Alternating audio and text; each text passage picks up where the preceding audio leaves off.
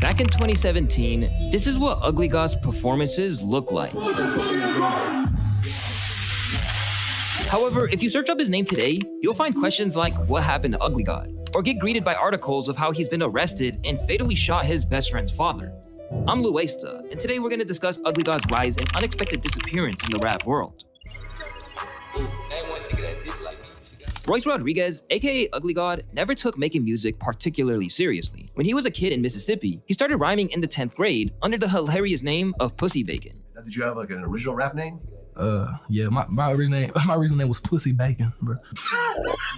Luckily, he decided to switch it up to Ugly God, but his content didn't necessarily get more mature. Take his first song released on SoundCloud, for example. The song was called I Beat My Meat. Bitch, I beat my meat, give a fuck about what you think. I know all up in my sheets, bitch, my swag is so complete. Sadly, many people in his social circles didn't find this track too amusing.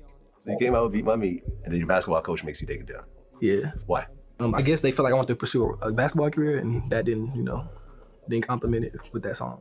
Eventually, Ugly God would graduate from high school and began attending the University of Southern Mississippi, and would later upload the track back on his SoundCloud. And amazingly, it did numbers. The song was really well received, and fans loved how funny it was. Considering that he had hit the scene as a teenager, Ugly God knew what it took to make content pop online, and his initial buzz didn't even specifically come from his songs. A good example of this was when he would make videos of putting lizards on his nose. Although it was something simple, it had fans commenting things like, "I can watch this over and over again and not get tired of it. This is the funniest shit ever. How does he catch them so easily? He really is a god."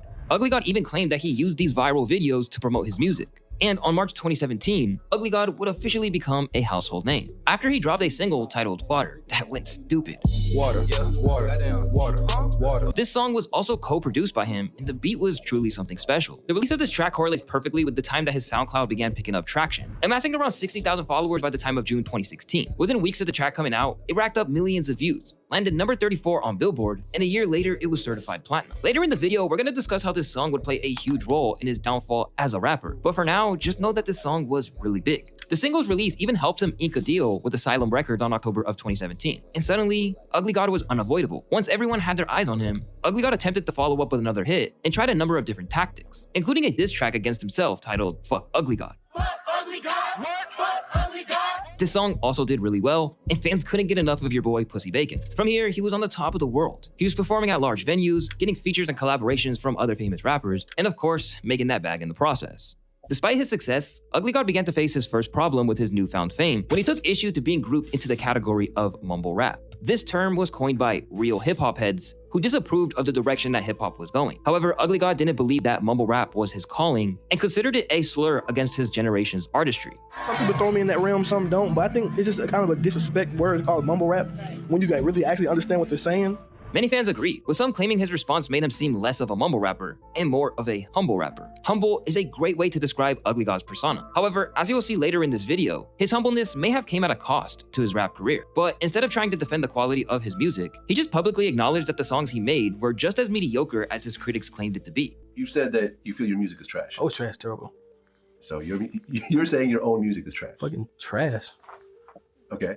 This is a tactic used by rappers like Tyler, the Creator, to promote their album. By lowering expectations, listeners can be pleasantly surprised and end up liking the song even more. It also shows respect to the listener, as the artist appears to be more humble. Nonetheless, Ugly God's song Water was a huge hit, so he then followed this up with his debut project, The Booty Tape, which did okay, landing at number 27 on the charts and even had a Wiz Khalifa feature. However, singles like Bitch and Stop Smoking Black and Milds didn't really pick up the same traction that Water did, hinting at the fact that he may have been a one-hit wonder, but more on that later. In 2017, he was also on the XXL freshman list with popular artists like XXXTentacion and Playboi Carti. Many artists from that list did really great and went on to have incredibly successful rap careers. But Ugly God's career seemingly stagnated. He didn't really drop much music after and would rarely pop up in interviews or social media. So what happened?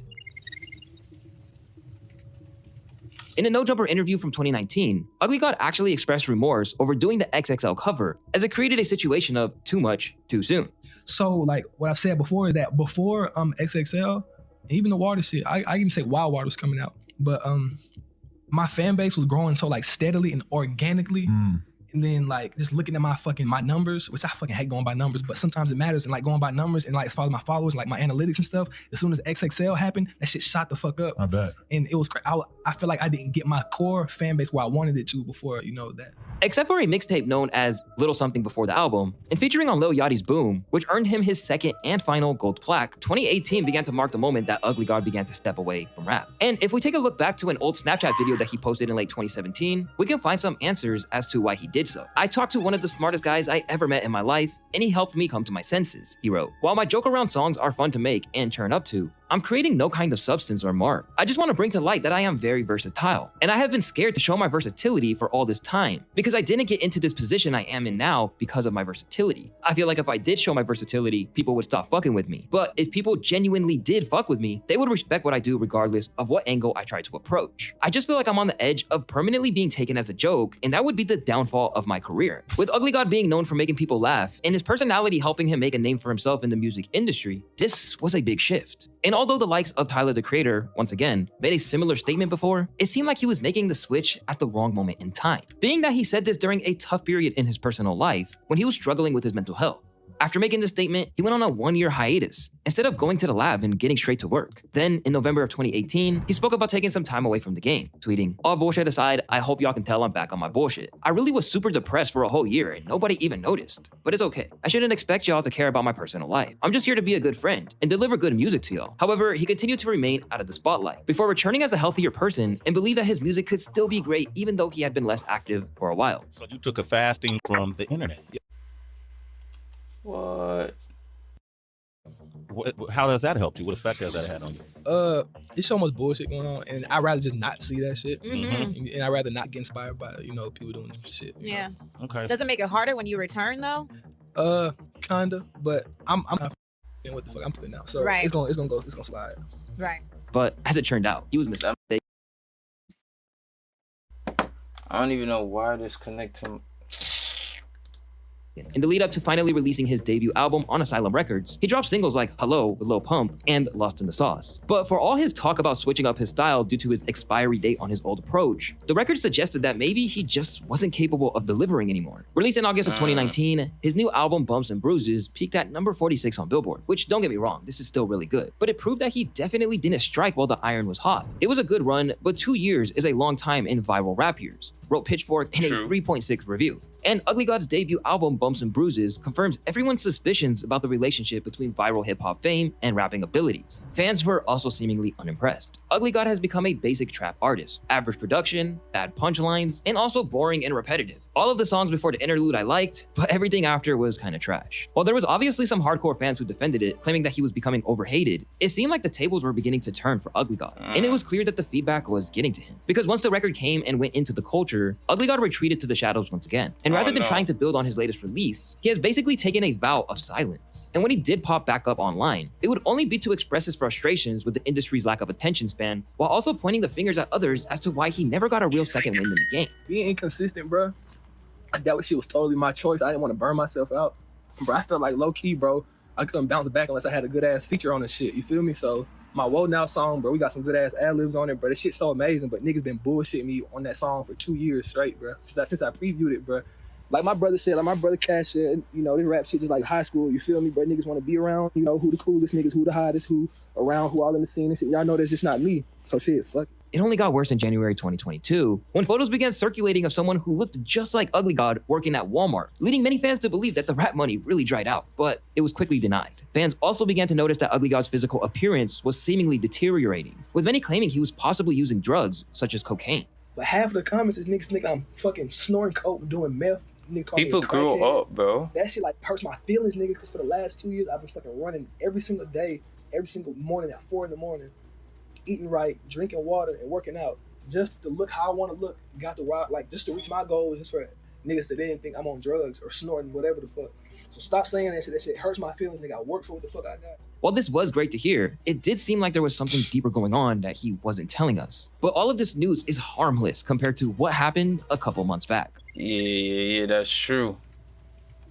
For a little while this year, it really seemed like Ugly God was gearing up to resurface. After staying pretty inactive on social media, he was suddenly tweeting again and released a 2-pack of music on SoundCloud in May. But weirdly, it wasn't put up on any major streaming services like Spotify or Apple Music. Along the way, he seemed to be teasing a new project with space travel inspired artwork and a recurring hashtag called Floatery, suggesting that there was something for his fans on the way. And while he had previously complained that he hadn't built the base that he wanted to by coming out the gate way too early, he was still commanding 19 million listeners and 97 million streams a year on Spotify in 2022, which totals to about $200,000 in yearly income. Obviously, his label Asylum was taking a huge cut of that, but at the very least, it proved that there were still people out there checking for him, even if the vast majority of listeners moved on once he dipped out of sight. But whatever he was planning was seriously disrupted after he began making headlines claiming that he was named the gunman in the death of 50-year-old Ronaldo de la Valade. Reports claim that Ugly God killed his best friend's father during an argument. While the evidence is still unclear, some reports claim that Ugly God and others supposedly convinced Ronaldo to come back to the house by claiming that his 11-year-old son was in danger. When Ronaldo was leaving, he allegedly got shot 4 times in the face by Ugly God, resulting in his death. The account of what happened has mainly come from Ronaldo's sister, identifying as Tisha online. In her post, which detailed the killing, she claimed that Ugly God had bragged about his involvement in the shooting online and planned to use the fact that his uncle is a judge in Mississippi to avoid prosecution by using self-defense as a motive. When the news broke, the hip-hop world was completely shocked, with many in disbelief that the guy who made the song... Hold on, bro. Hold on. What? And his sister is the one who's leaking this? What? Bro. Titled, I Beat My Meat, was the last person you would expect to be bagging up body. But what was more shocking to a lot of people is that after he had all that momentum back in the day, this was the first time that they heard his name even uttered in years. Facts. That's crazy. Nah, that's Due crazy. to the nature of how hip-hop works, people could label Ugly God as a one-hit wonder, despite the fact that he's only 26 years of age. But a lot of that comes down to the fact that with one major hit, he suddenly had the kind of profile that some artists in previous generations had shed blood, sweat, and tears to obtain. As he found out, getting your wildest dreams that fast means that there's no solid foundation for them to be stabilized on. True. And if you don't act decisively, you're gonna slide back down the ranks of the cruel world that is the music industry. Considering the fact that hip-hop audiences thrive on drama, it's likely that if he released a track tomorrow in the wake of the shooting news, it'd probably do better numbers than anything he's released in years. But unfortunately, the moral of the Ugly God story will always be that you need to be careful what you wish for, as you might just get it before you can actually handle it. Oh wait, I didn't mean to click that, gang, but did you hear about that? Did you hear about Ugly God and you know, allegedly killing his best friend's father? If you did, if you know anything about it, you could comment down below. If you like the drawing on the side, you could comment, you could subscribe. Thanks for watching today's video, and I'm gonna see you in the next one.